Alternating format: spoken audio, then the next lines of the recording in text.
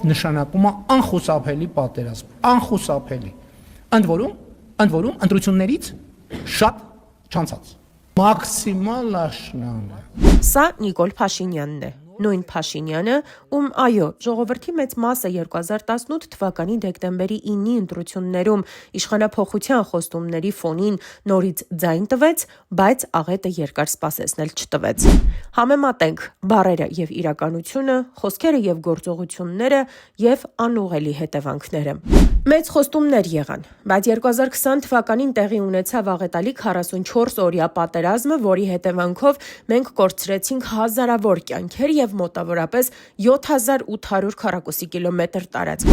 Արդեն 2021 թվականի հունիսի 20-ին կրկին ընտրությունների արդյունքում այս անգամ դժվար է ասել, թե ինչ եղանակով նորից Փաշինյանն ու իր թիմն անցան կառավարման։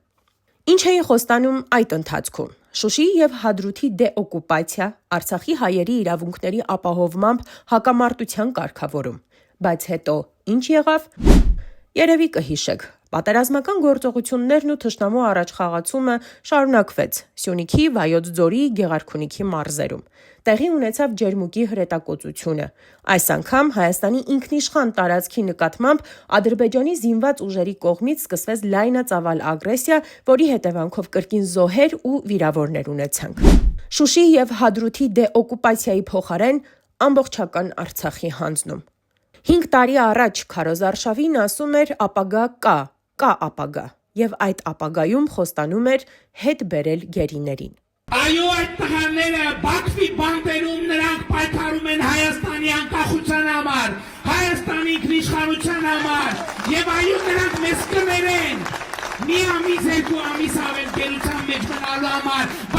Իսկ սրա փոխարեն Բաքվի բանտերում պահվող հայ գերիների թիվն ավելացավ։ Գերության մեջ հայտնվեց նաև Արցախի ռազմաքաղաքական ղեկավարությունը։ Սրանք զուտ փաստեր են, հետևությունները ձերն են։ Փորձեք մի փոքր վերլուծել, թե ինչ կարող է տալ խաղաղություն խոստացող իշխանությունը, երբ միշտ իր ասածի ուղիղ հակառակն է արել։